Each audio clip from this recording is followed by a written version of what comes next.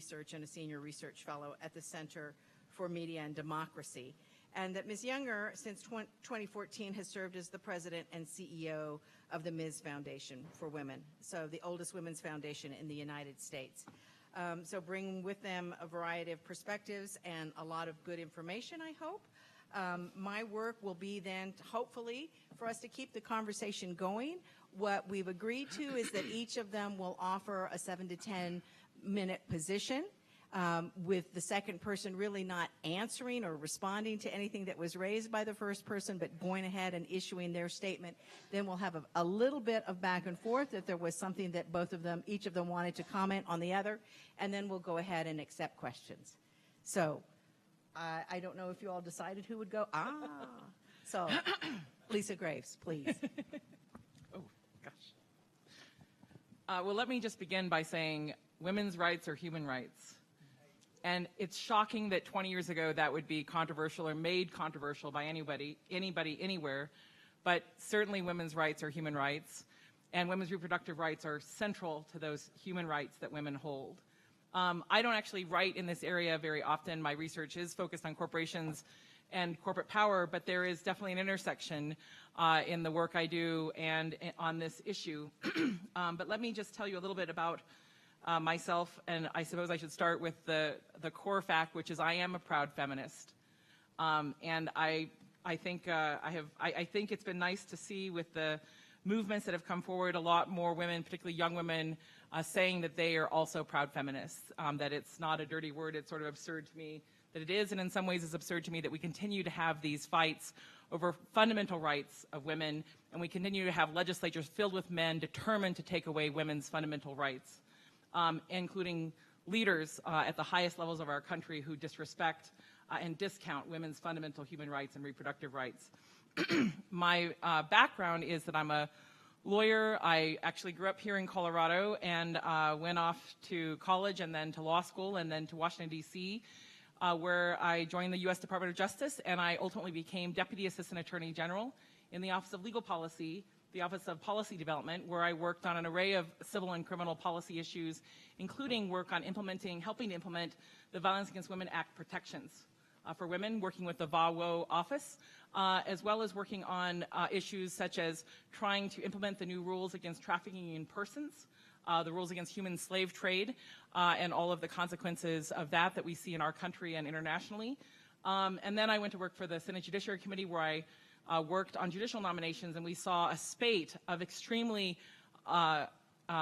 hostile candidates put forward by George W. Bush for the judiciary, men and women who had avowed their determination to overturn Roe v. Wade and to restrict women's core rights. Unfortunately, many of those judges were confirmed. Some of them were not, due to the work that I did and the work of my team to try to protect our courts. I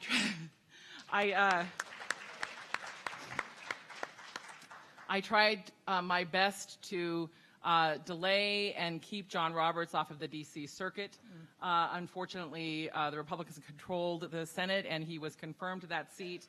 I insisted that he be confirmed if he was going to get a vote that was not a voice vote or not a tabulated vote, because I was deeply worried that if there were a vacancy in the next term and George W. Bush were elected that year, that he would move John Roberts up to the Supreme Court, and that happened.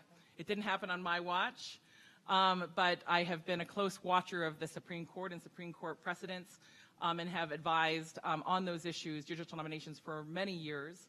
I also worked on national security issues for a brief period before my most recent work on corporate responsibility, or really corporate influence and distortion of our democracy.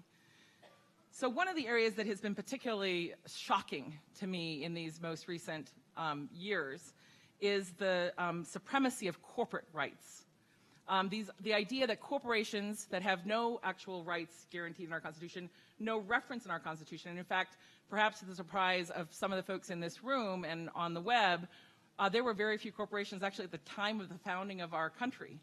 There's no doubt that our Constitution is a flawed document, but one of its flaws was not the embrace of corporate rights. But there have been judges who've been determined to insert corporate rights, corporate constitutional rights, into our Constitution, particularly into our First Amendment, and its effect has been deeply distorting, not just on terrible, disreputable cases like Citizens United, which is demonstrably distorting our democracy, but also on the absurd cases like Hobby Lobby's case to try to assert its supremacy as a corporation over the rights of its employees, the fundamental rights of the women and men who work for that corporation. The idea that a corporation, Hobby Lobby, by the way, which was implicated in trying to import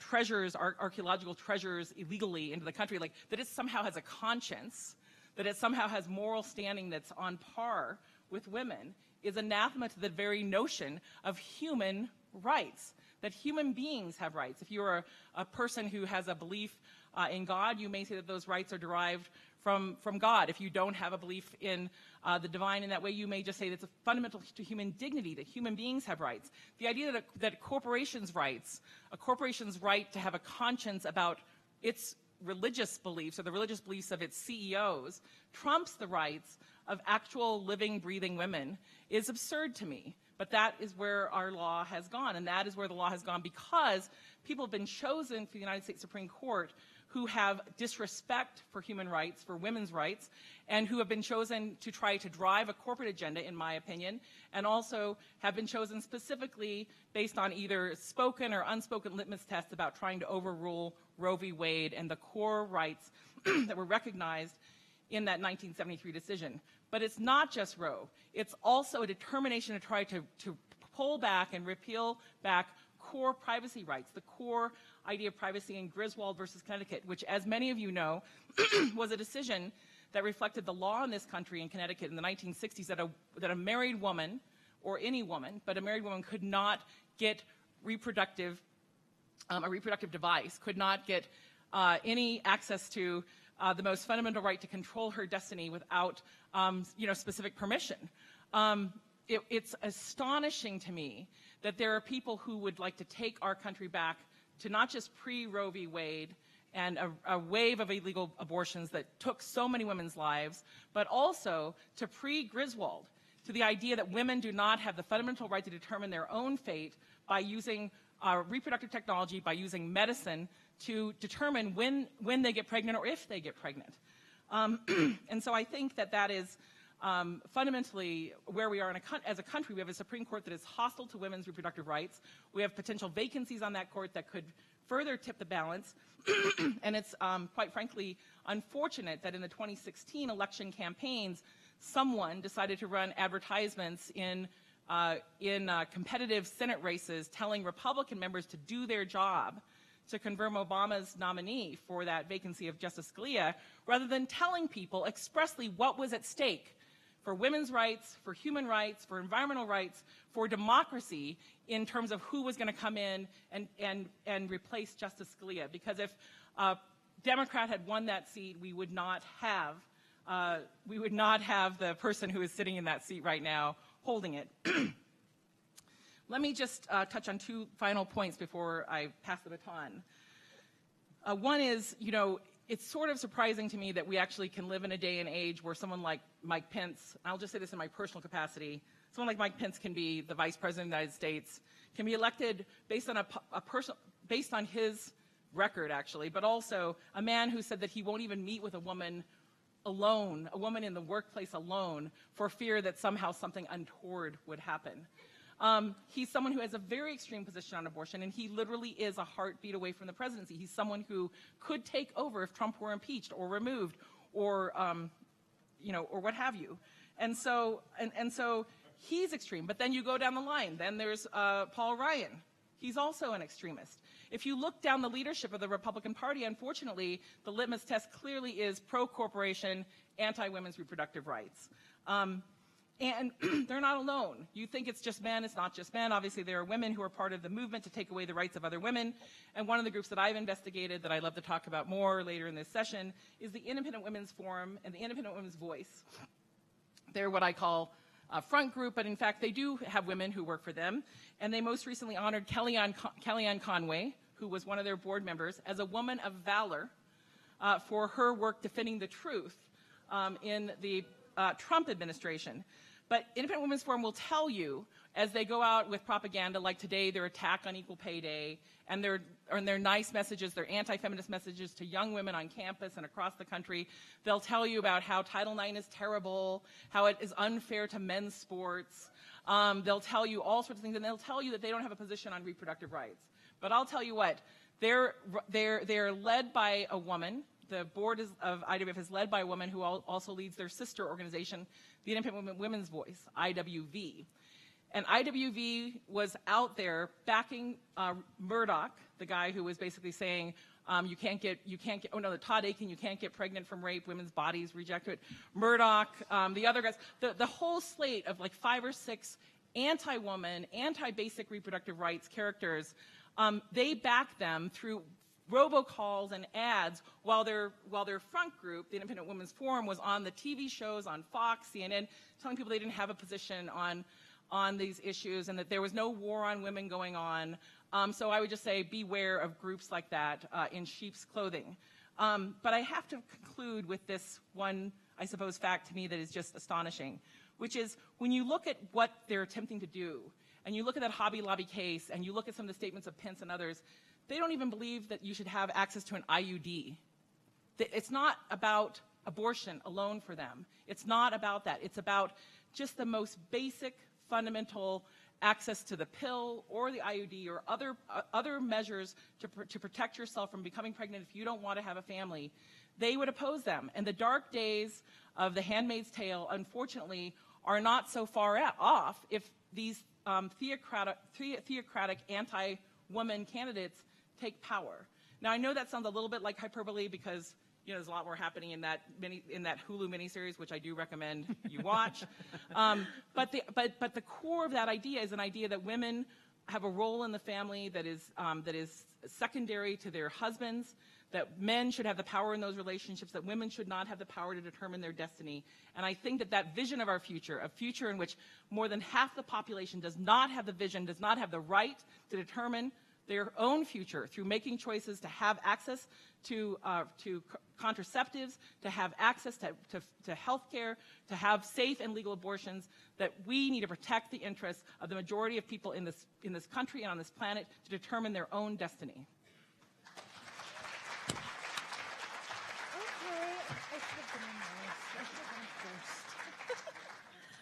Oh, damn.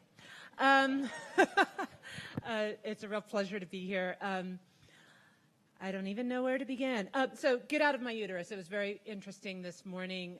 My house host said to me, so what are you going to say on get out of my uterus panel today? And I was like, first off, I have never had anything in my uterus, and now I have things floating through my uterus to make sure nothing gets implanted in my uterus. I'm very happy with my uterus. But this is really, for me, about a fight for bodily autonomy.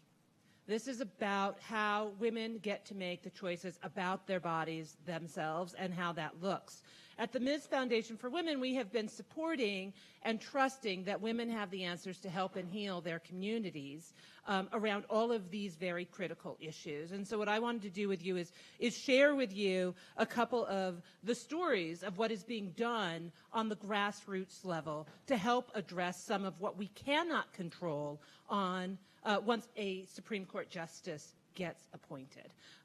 Because there's a very real mechanism about where control lies once we start changing the courts. And, in many ways, that has been the whistle call for the Republican Party, and they have been very clear about making sure that they hold the courts and that they change the courts and that they position people on the courts who are going to support their very extremist position on how they live and respect women and our bodies. I also want to point out the fact that the United States has no grounds when it comes to talking about human rights. We haven't even adopted the UN Declaration on Human Rights, and there's a problem with that because it means that we do not have a common spot to even start a conversation on how we treat and respect women. And don't even get me started with what's going on with who we appoint to be sitting in our international spaces, because there's a lot to be said there. So the conversation for me around getting out of my uterus is this broader conversation about what we're talking about, and Lisa's absolutely right. This is not necessarily a conversation around abortion. It would be very easy to have the conversation if it was a conversation just about abortion. This conversation is very, very deep and goes into a number of conversations that we want to keep in mind. This is a conversation around hospital mergers. This is a conversation around long-acting birth control. This is a conversation about disrupting and fully accepting medicated abortion. This is a conversation around women's health care in its most basic form. And so I want to tell you how groups on the ground are handling and addressing some of these issues. So I spent a number of years in the state of Connecticut running the Women's Commission. And we very much worked on this idea that small local community hospitals were being bought out by larger Catholic hospitals who were moving into those communities and then limiting the healthcare services that were provided. Everything from you could come and see your gynecologist, but they could not write you a prescription for birth control for any reason at all. If you were going to give birth in that hospital and you wanted to have your tubes tied, you would give birth in a separate facility, and then they would, or you'd give birth at the hospital, and then they would load you into an ambulance and shuttle you across a parking lot where you could then have your tubes tied in a separate facility. And literally in states like Connecticut, this was a conversation around whether they should do it or not. And these conversations were, wouldn't it be better to at least have health care in the community than to have comprehensive health care in the community? And you know, we organized and we protested. And I remember at one point we were being told by the hospital that the merger was going to be approved by the Department of Public Health in the state. And so I said something like this to the newspaper: wouldn't it be nice if government cared about women's health the way they say they do as a pro-choice governor? I didn't really call out the governor per se. I talked about government more broadly, but it took all of 5 minutes for the governor's office to call me after I had tried for 2 months to get them to pay attention to the conversation. And when we had the conversation, I said, you are going to grant tax credits for this merger to take place and basically underwrite the healthcare services to people in that community. And so, you know, the governor quickly backpedaled on what he had said in the media and what he had said in the press, and we were able to kind of stop that merger. 3 times we were able to stop a merger from happening in the state of Connecticut. But what it takes is an inside-outside strategy to start really asking the questions about what you're trying to do in that community, and to really have a conversation around all of the complexities around healthcare, which isn't just about how you are in that community, but what does transportation look like, what does education look like. There are a number of different levels that go into a conversation around what's happening around women's health in any one community. The other example I want to give you around activism on the grassroots level is one by our grantee partners, which I think is one of the most brilliant components that I've ever seen, which is a group out of California called Act for Women and Girls. And what they decided to do was to create it's a much more rural area in Visalia, California. And what they decided to do was to create a mechanism so that they could hold pharmacists accountable for how they were treating the young women and men who were coming in and seeking birth control. Because pharmacists can make a declaration that they will not hand you birth control because it's against they have a religious exemption and they don't have to do it. So this group of young people decided that because they could only ever get in the car for an hour and go and get what they needed to get, or a bus was only running every once or twice an hour, that they needed to know which pharmacies in their community would actually service what they were looking to do. And so they worked with a local university system, came up with questions. The students went in and would ask the pharmacists questions. Where could they find condoms? Where could they get emergency contraception? How much did it cost? They would send in same-gendered couples. They would send in opposite-gendered couples. They send in mixed-race couples. And they would rate the pharmacist's engagement with them. And then they bought ad space in the local newspaper and rated and graded all of the pharmacies in the area and posted it in the paper. And it had, so it gave a rating system. It gave a rating system, A to F, on whether that pharmacy, how that pharmacy treated the young people that went in there. It also gave information like what aisle could you find the condoms? How much would emergency contraception cost you? What were the hours that that place was open? Right? So these young people took it upon themselves to be able to create that, and then for the past 5 years, they have been putting this system out and publishing it, and now they have created an app for their phone.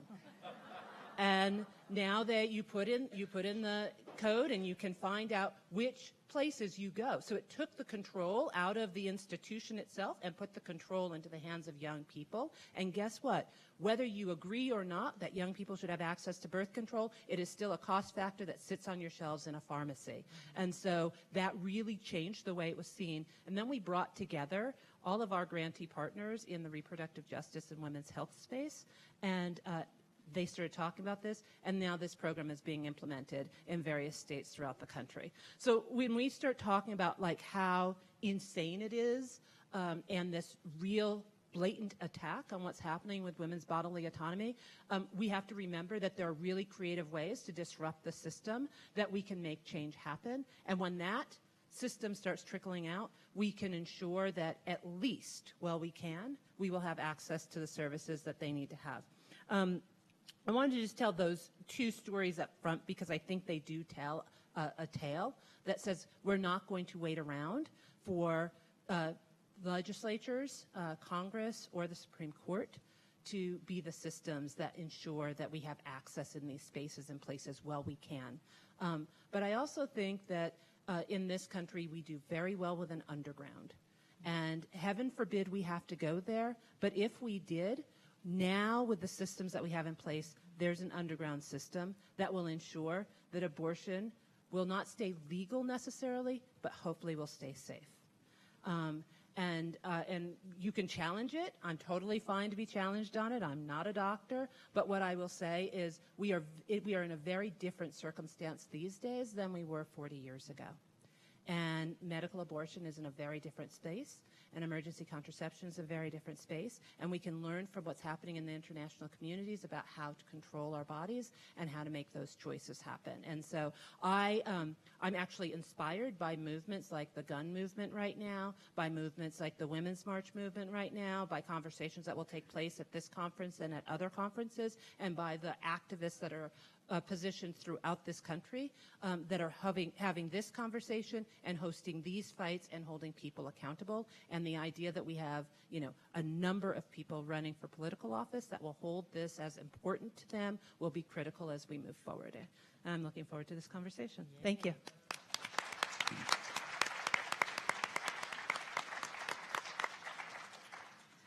I believe that Susan is trying to communicate with me, and I see nothing appearing on the app, but she was able to text me on the telephone, so I'm not sure what's going on. I apologize for being so inept. We're going to give them each an opportunity to respond to one another, but certainly if you have a question and you need a card, because you can see that I may be very failed at trying to get them off of the app, please raise your hand so that cards can come around.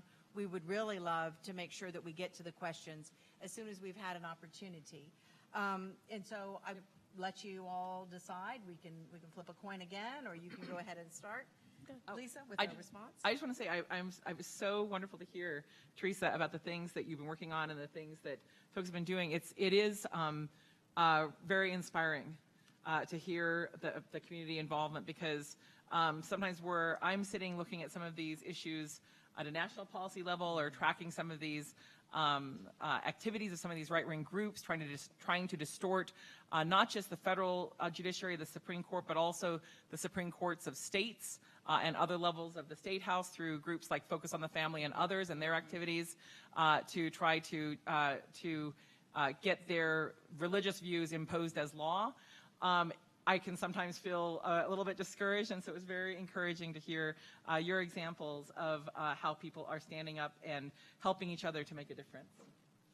I thank you. And I wanted to touch base on the conversation that you started around reproductive technology. Because I do think this is a space that we don't often talk enough about. And I think if we expand the conversation, if we expand the conversation to really be inclusive of when and if a woman wants to have a family or individuals want to have families, we can expand the conversation for who gets involved in it. And so I think we've, for a very long time, have limited the conversation around the expansion of one's family or not to being very narrow to just a woman's uterus. And yes, that is where a child can be carried, but it is not the only conversation that needs to be had. And I think that something around a conversation around reproductive technologies, whether it's for same-sex couples or individuals who choose to have children, needs to be part of the conversation. Because if we are going to invest in a conversation, we need to invest fully in a determination about if and when, and be on the other side of this conversation as well about the when side. And so whether that means, you have artificial insemination or IVF or whatever it happens to be, what that looks like for a woman who is carrying a child for somebody else, what those policies need to be in that. We actually have to include that in a conversation around reproductive health and rights in this country. No, if we could move forward let me go ahead Okay. and let you finish your Okay. statement, and then we'll take some questions. Okay. So I think that's right, and I think I would add a related expansion, which is employment policies. Yes. Policies both that are set and determined by the state or by cities and counties or by the federal government, as well as by employers, if they're better than what is the minimum required by a city or county. Because I think that there's no doubt that this question of self-determination for women and for men is fundamentally about what you want your future to be. And some people want to have families and they want to be supported. And unfortunately, too many employers have not adequately supported people who want to have families, as well as alternatives for people who do not have families to have rights as well, and to have expanded access to health care for life-saving treatment or for better access for IVF or other treatments, which are incredibly expensive for people. There are issues around having family leave for people, for same-sex couples as well as unmarried couples. We have a whole array of questions around our healthcare system which demonstrate over and over again how the laws and the corporate system that is in place are not adequately protecting our fundamental interests as human beings in how we take care of ourselves and how we take care of our families with the support of a good, well-governed system that would support these sorts of choices, an array of choices, versus this sort of really cheap system where someone like Hobby Lobby gets to determine whether someone can get an IUD or not. Right. And continuing on what you've been saying, one of the first questions that we received is, how do we ensure that women who decide to have children are not penalized in the workspace in advancing or being successful in their career?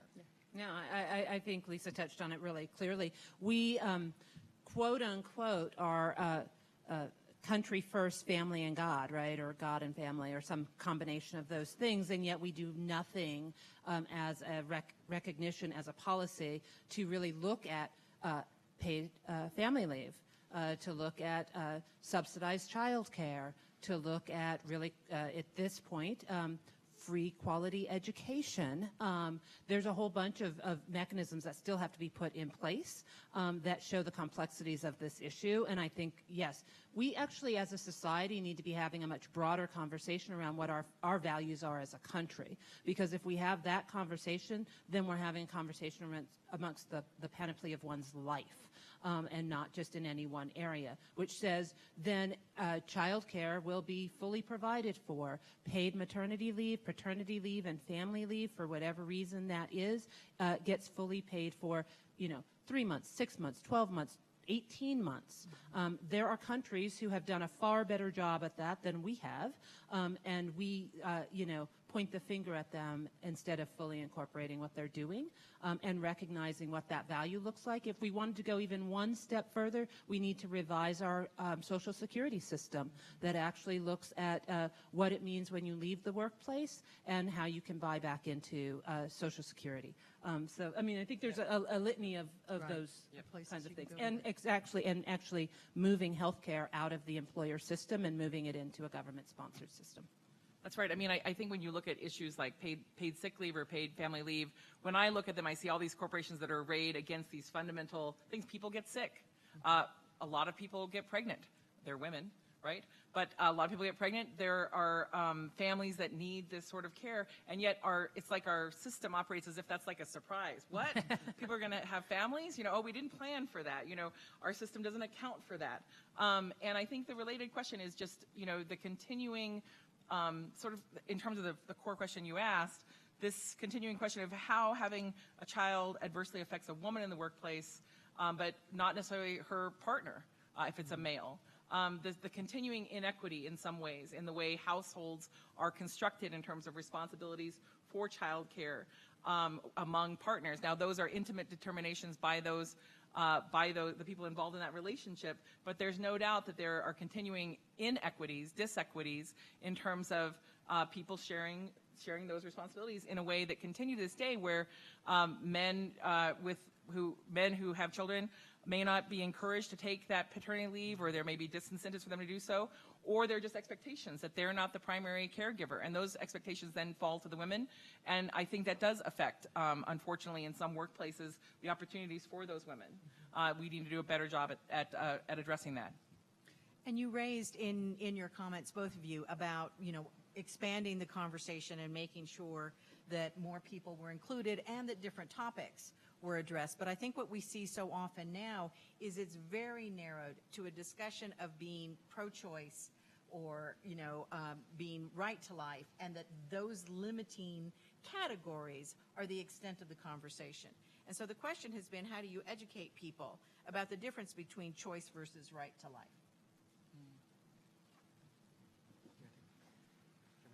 Go ahead. I'm not sure. I think that I think the labels are sometimes hard to sort of take.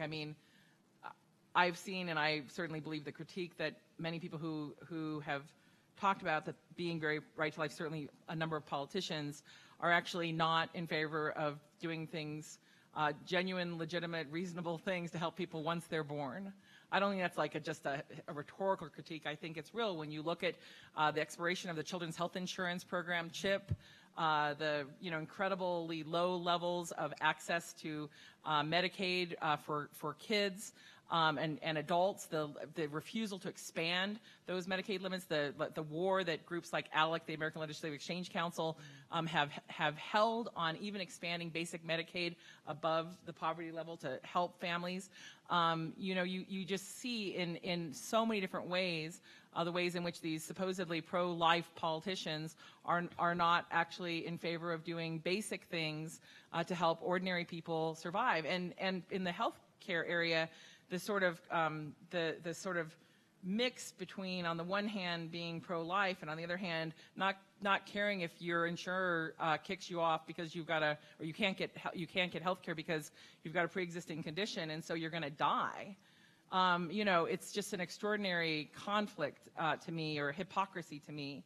And I'm someone who, and I suppose I would say in this instance, I take the reproductive rights issue personally.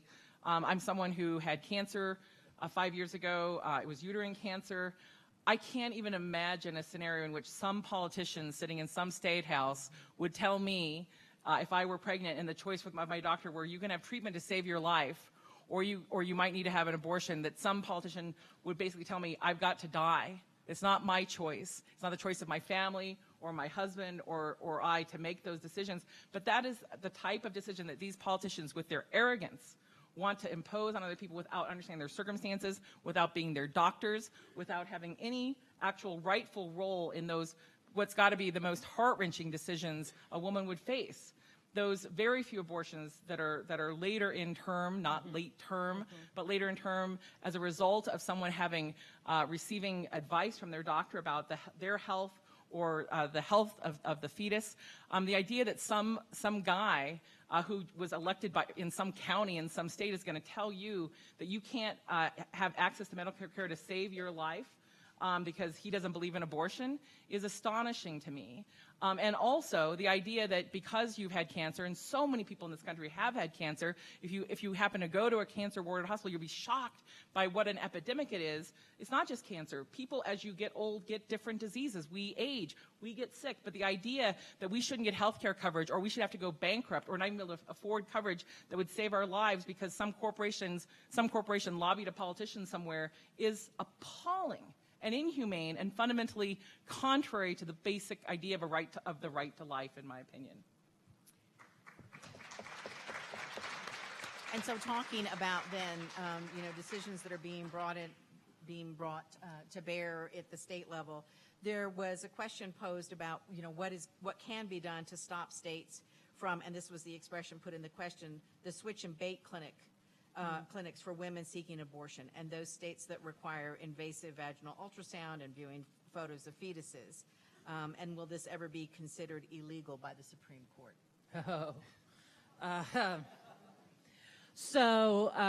Please jump in on this one, Lisa. You know the Supreme Court better than I do. So I think there are, I think the complexities around these fake facilities is sitting out there, and I think there are several states that are actually moving on legislation that actually will expose what's going on in those clinics in and of themselves. But one of the things I think we've got to come to terms with is that we keep talking about the privacy issues around what's going on, and we actually have to be really uncomfortable. We know a lot about what's happening with men's health. In fact, most of us who have a male partner can tell you a whole bunch of what's happening with our husbands' bodies, but most men can't tell you anything about what's happening with their wives' bodies. And so we actually need to get comfortable about talking about our own bodies and what's going on, so that when we are having these conversations about the ridiculousness of being probed and plotted and pushed out and ignored, and our voices being completely silenced in what we want to have happen, really gets understood by those that are out there. And the stories have to get told, but not just told. This is really a conversation about saying you need to shut up and sit down so that the people that need to have their voices heard can stand up and get heard. And so for me, there's a movement afoot. I'm seeing a lot of statewide legislation being introduced in a very proactive way, maybe it's somewhat reactive, around these birthing centers and birthing clinics that give out wrongful information and then push past a woman's ability for what's on the books. And there's been a couple of reports out, definitely by NPR in the past couple of weeks, that are talking about all the legislation, the numbers of legislation that are being pushed on state levels with a 6-week ban and these ridiculously short amount of times that these bans take place, and then having to get the courts involved in something that's that even the Supreme Court, as it stands right now under Roe v. Wade, has said is not acceptable. I guess I would just add, and this is because I'm a blunt person in some ways, but I can't even begin to talk about a state requirement of a transvaginal ultrasound as anything other than rape by the state. The idea that any politician elected in any county or city in this country would think that he would have a right by law to require doctors to insert something into your vagina to try to discourage you from having abortion is one of the most repugnant things I've ever heard of anyone thinking of trying to impose, let alone voting in favor of. Right. There is no precedent for that sort of requirement that anybody would be required by the United States of America, by this flawed but aspirational democracy, to impose a law that a woman would have to have a medical device inserted in her against her will because some politician has a particular religious belief that's different than hers is contrary to the very notion of liberty. And we have to talk about it like that. And so stepping away from the state, I'm sorry, so that we can move on to another set, looking at corporations. The question was put forward, the request, could you discuss the role of pharmaceutical companies as corporations, in particular, their intersection of money power to market contraceptive methods and fund research? Has it led to women making reproductive health choices without full disclosure of benefits and risks? I'll jump in. Go ahead. So, I think that the FDA drug approval process is flawed, not because it's too slow, but because there's too many insiders and too much of a revolving door between industry and the government agencies that are supposed to be protecting our health and having our health be the fundamental primary objective. You don't have to watch much TV to see news of recalls of different drugs, whether they're in the reproductive environment or other environments. It's certainly the case that with any drug or medical device, there's a certain percentage of failure. There's a certain percentage of adverse reaction, even deadly adverse reaction.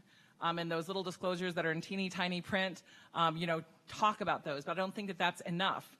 I don't think that we have adequate independent testing that's independent of the corporations of many of the drugs that are approved, including in the reproductive area.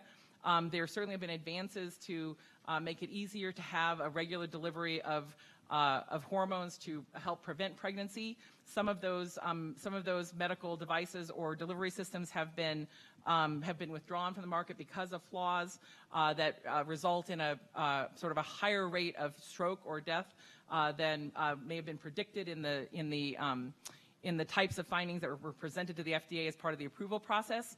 But that's both a flaw in this area, and it's a broader flaw with basically the entire drug market that we see in the United States, in addition to the ridiculous price of drugs in the United States, where we're being gouged while people in Canada are not in the same way as is happening in the United States due to this free market fundamentalism run wild. But I think that is a system sort of fix that I think needs to happen in other ways. I mean, we need to have a better system for ensuring that medical tests are not manipulated or are not done or trusting just what the corporation did with the tests.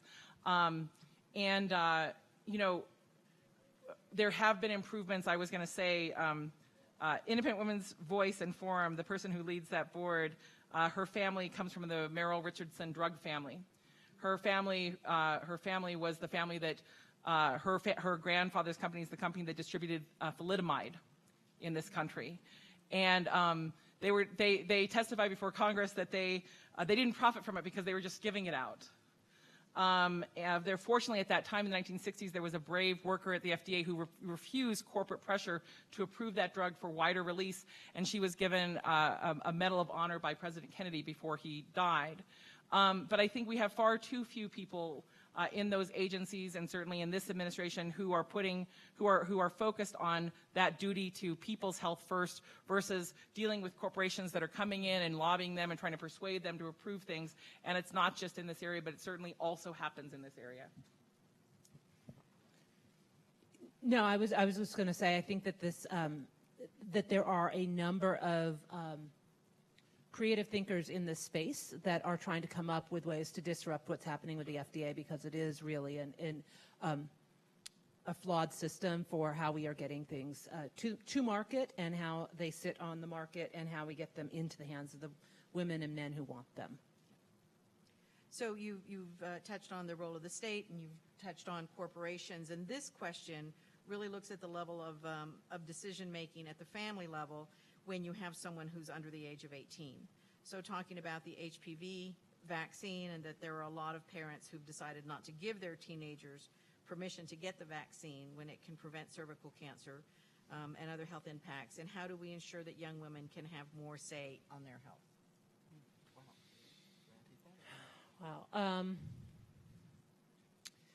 So I'm a big believer that honestly, in many ways, once a young woman has had her period for the first time and her body is functioning as a woman, there's education and determinations that she should be able to make. And the idea that your parents' restrictions to what they believe you should be able to do with your body, and that they should have some say in helping inform you on that, should not be limiting as to whether you make a determination about your own long-term health. And this, goes to a broader conversation, which I think is really important, which is this is not just about healthcare. This is about health justice. This is about the span of your lifetime, not just any one act or action. And so we need to really keep in mind that this is a much broader conversation that needs to happen.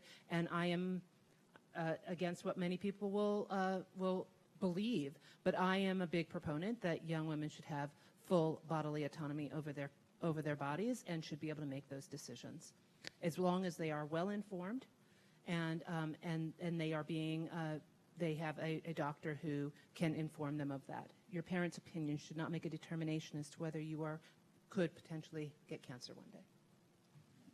And I share that view. I think that even though in general in this country the legal age for entering into a contract or voting is 18, I do think that because of the long-term impacts of decisions as a younger person for a woman, that a young woman should have a right to privacy that's recognized as well, should have access to a doctor, to be able to talk to a doctor alone without a parent present, to ask questions that they may have about their body. Their body is not their parent's body. It is, in fact, their own body. This is their life.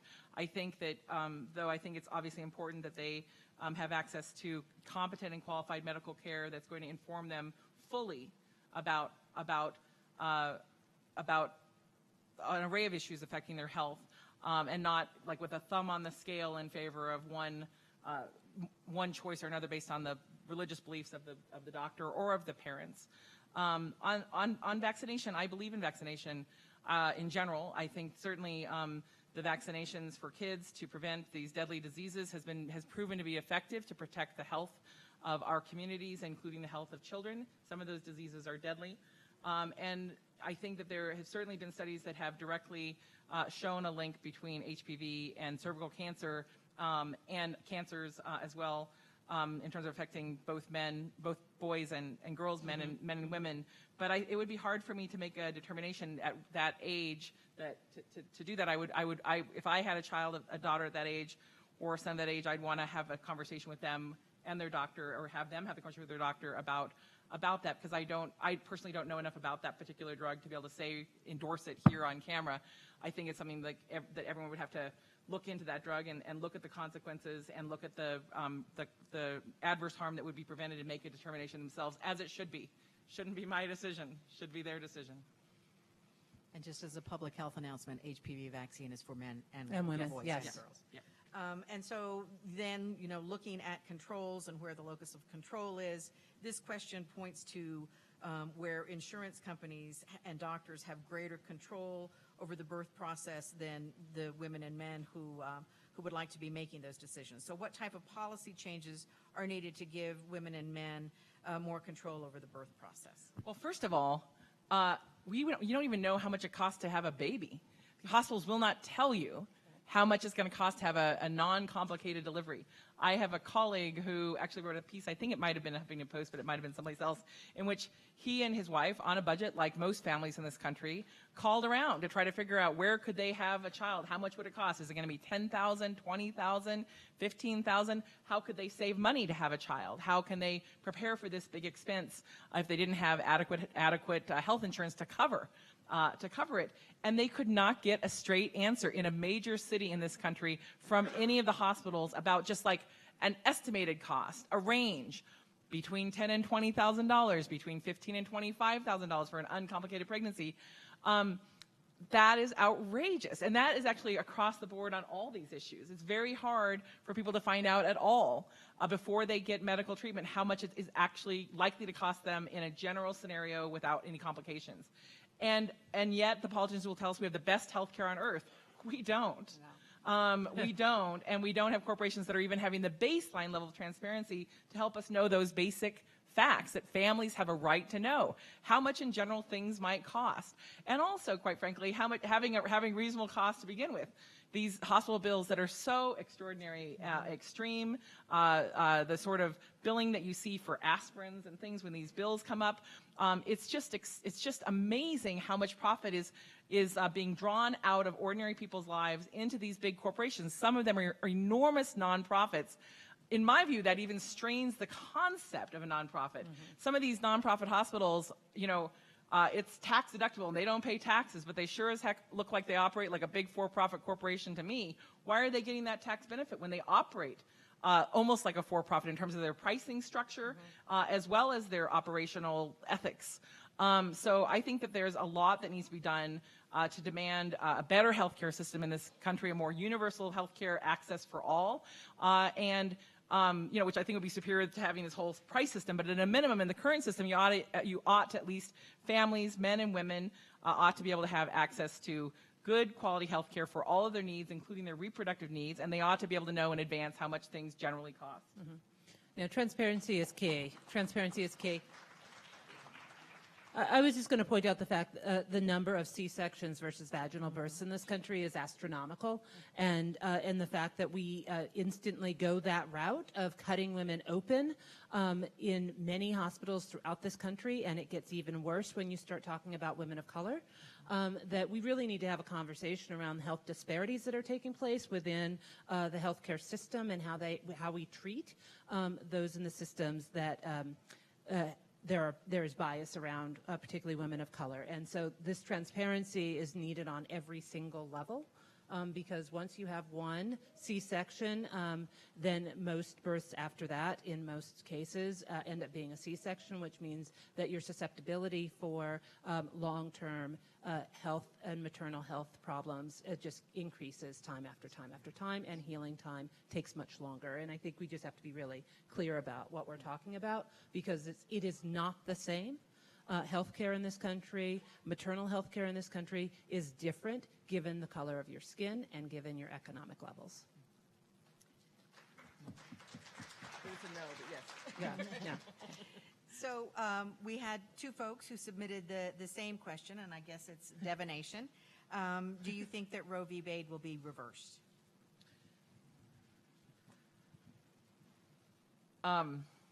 I actually think it will be by a 5-member majority in the court, and I think so in part because they've been chosen to do so, and in part because I have I suppose a skeptical view that one of the reasons they haven't done so yet is because it's been so useful to the party that the majority of that court hails from, to have this as an issue to campaign around, to try to win elections on, to rile people up with lies about abortion and about the number of abortions, about late-term abortion.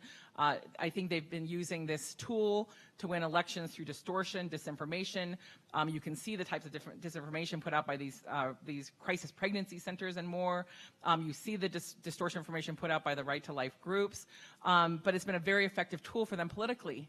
But now that the Republican Party has tremendous support from big billionaires through the horrible expansions in Citizens United of corporate rights and the role of dark money in our elections, and that same party has very effectively changed the districts, or the redistricting in states, to gerrymander those districts to make it harder to have representative democracy in this country. And so I think that unless those trends are reversed, unless the Supreme Court this summer strikes down the political gerrymandering in Wisconsin, unless there's some sort of other change, I think that the political force is going to demand that those justices overrule Roe v. Wade, as they have basically promised to do, or that they've been promised will be done if Trump were to win and get his way and get the guy on the Supreme Court who they wanted to be there. Yeah, I would just simply say, when someone shows you who they are, believe them the first time, right? And so, as sad as it makes me, I believe it will be overturned. And the game will be, as Trump has said, that they won't overrule it and outlaw it expressly. They'll just kick it back to the states to overrule it. And so, we'll end up in this in a worse circumstance in many ways in many states for many women and men in terms of their reproductive health and their lives. Well, and let's not just think that this is going to happen all of a sudden when and if Roe v. Wade comes up. There are states in this country that no longer have full access to reproductive health services on every level, or they have one clinic within, 300 to 500 miles. So, I mean, we have to understand that this would not be all of a sudden a new awareness. There are states in this country that have been fighting this for a very long time, and whatever comes out of the Supreme Court is going to make it that much more important for those states that actually do respect reproductive health and rights for women. And so mounting those challenges at state levels and otherwise require, I think, effective organization. And one of the questions that we have is how effective is NARAL these days? And have they expanded their scope? And I don't know if either of you feel like you can speak to the group. Yeah.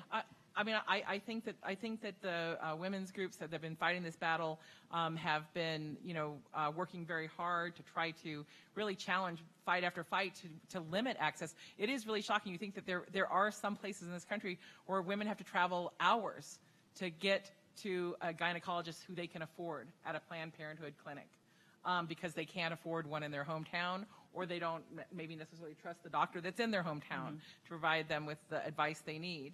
And so I think that those groups are working hard to try to protect women's rights, to try to protect this fundamental human right, but they are facing a very hostile Congress and a very hostile sort of Trump version of the Republican Party that is infused with this hostility toward not just women's reproductive rights, but women's fundamental equality in our system, and these evangelicals who have embraced this right to life agenda and also have shown no willingness to stand up for women in cases of sexual harassment or rape or what have you. You have this extreme hypocrisy going on, and you have a party that is determined, it seems, to move this agenda forward. Yeah, so I think we need more NARALs, we need more Planned Parenthood, we need more National Latina Health Center, we need more Provide. There are a number of organizations out there that are doing outstanding work and making sure that they are organizing, strategizing, and creating mechanisms to ensure that we have a voice and where we need to be heard. And all above all, collaboration of reproductive rights and justice organizations in this country. And so I don't think we can afford to lose any one of them at this point in time. I think we need all of them to be fully funded to do the work that we need them to do to help organize the work that needs to get done. I think inherent in this this question, however, was a sense of, is their mission being diluted? Are they being pulled too many different directions? Have they expanded their scope? Not always to the positive, but potentially to the negative. I don't know that that's my job to decide. I'm not sitting on NARAL's board, and I'm not NARAL's executive director. I think that is a conversation that they need to have, given the current moment in time. All I'm saying is that I think it is critically important that we do not have enough avenues out there that are funded effectively to be able to do the work we need to do to preserve women's health and rights. And I would just say I've been proud to see the statements that have come out of Planned Parenthood and NARAL and the other women's groups talking about the issues that we face in this Me Too moment, but beyond this Me Too moment in terms of this effort to roll back basic women's economic rights, women's reproductive rights, just baseline notions of fundamental equality. And so I don't track their internal operations, but I can say I'm proud to stand with them and their leaders in defense of women's fundamental rights, fundamental human rights. And so looking at the work that these groups have put into play, then what we can look at them at the larger organizational scale. What's the advice to individuals who are interested in making sure that information gets out, that they'd like to shut down the focus on, the family and other right to life groups, so that accurate information is going out? What's the work of each individual? Yeah, but I don't think there's no way to shut down the focus on the family. They're an institution down there in Colorado Springs. You can drive by and stop at the family rest stop, or the focus of the family rest stop or something, which seems sort of odd to me the first time I saw it. I found most rest stops to be very helpful places to stop along the way without the branding. But, I think, that's part of being in a diverse, pluralistic society, is that there are always going to be people who have different points of view. And, those are the points of view of some groups. Now, I will say, curiously, the Koch brothers, who have claimed these billionaire brothers who have been up to all sorts of no good in our political system, including here in Colorado, have claimed that they don't have religious beliefs. They're libertarian, they're pro-choice, whatever. I know that their big organization that used to be known as Freedom Partners was funding a group called basically Evangelicals for Change. There's a sub name for it, an LLC, that then in turn was funding Focus on the Family. So, there are connections between the big right corporate groups and the big right-wing religious groups, and that's not going away. And I don't think, in a sense, nor should that debate go away. I think ideally what you would have is a circumstance in which people would not try to impose their religious beliefs on others through law.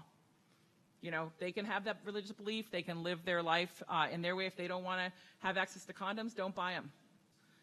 But let other people who believe in access to basic contraceptives have access to them. So in a free society, that's how I think that ought to operate. Yeah, and so one of I guess the other half of the question is what can you do? Anything and everything all the time. I mean, people, we do not have to save the world on every aspect. What we need to do is progress and move information forward that we believe to be accurate. And so if there's an organization that you believe, Planned Parenthood, NARAL, et cetera, that you believe is doing the work that aligns with making sure the voices get heard and action gets taken, volunteer your time, your treasure, and your talents to make sure that it happens, and use every form of media to make that happen. It is about a time that we start telling our stories, expressing ourselves, and it doesn't mean screaming at somebody. It means making it universally acceptable to have a variety of conversations going on and asking people the question about whether they want you to control their bodies because you don't want them to control yours. So we're at 6 minutes. We have one more question that I want to go ahead and put to you, and then I wanted to give you each an opportunity to close if you felt like there was something that had sprung to mind but you hadn't been given an opportunity to articulate. And the last question is, how are tribal women being supported in their reproductive rights and health? Tribal women, women in the military, there are a list of places that are not being effectively supported in full access to reproductive health services because of the limits and the what has gone on within the federal government and how they will limit what access to services take place. So, the church rule and everything else that's going on out there actually affects many of those communities. Women in the military cannot have access to abortion on bases, right? So they have to go off base in order to do that. They are serving they're serving our communities, they're serving in our military, and yet we treat them like second-class citizens when it comes to that. Our indigenous communities and women in indigenous communities are there are a number of issues. This becomes a justice issue for me when we start talking more broadly about full, comprehensive health care that actually extends beyond the first 2 weeks of every month when funding is effectively put forward, because many women, particularly in indigenous communities, get to the end of the month and the Bureau of Indian Affairs and the Bureau of Indian Health Services no longer has money in their budget to help provide the services that are needed. And that's ridiculous. And that is truly a human rights infringement. So can I ask you then each to take 2 or 3 minutes to give me your closing thoughts, and we'll end our session. Sure. About 10 years ago, a little more than 10 years ago, when I was helping to block the worst of the George W. Bush nominees, one of the lead Republican staffers told me that they would never, ever allow me to be confirmed to any position, that if I was ever put up for nomination in any administration, they would make sure that I was blocked. And I said, that is great, because now I'm free to say whatever I want. And having the opportunity to come here and talk about this issue that I rarely talk about publicly has been a tremendous honor to have the chance to have this conversation in front of you and with you. And I'm happy to be able to be an advocate in my own way for women's equal rights and be joined by so many people in this room who share the same determination to protect women's rights as human rights. And so I suppose I should thank that Republican staffer for threatening me by freeing me to be a woman who says what she means and means what she says.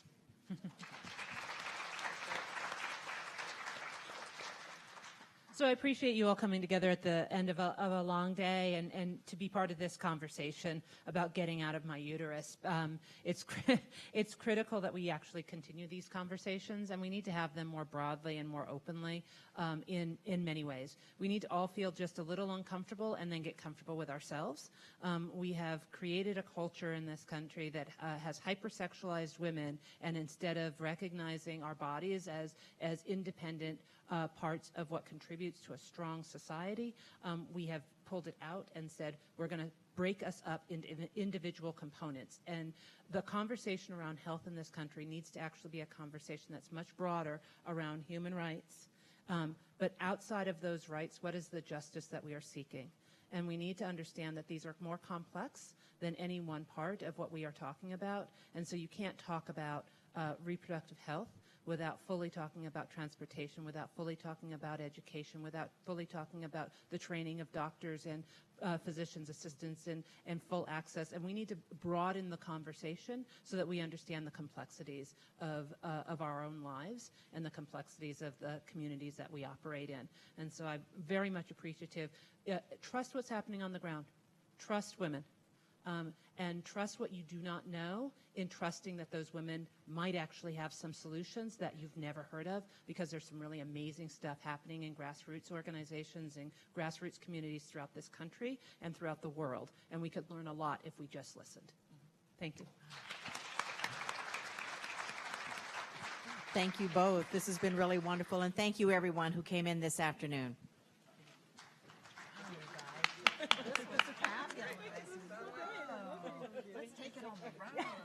See this elsewhere. Dear sir. Oh, doctor, thank you so much, doctor. Oh, thank you so much for all you do. Thank you very much. Really appreciate it. Oh, this was fabulous, wasn't it? It's an honor to be on the panel with you. You're brilliant. Oh my goodness, that's very nice of you to say. Ah, Hey. yes. And so there's the answer. Good luck. The prevailing answer.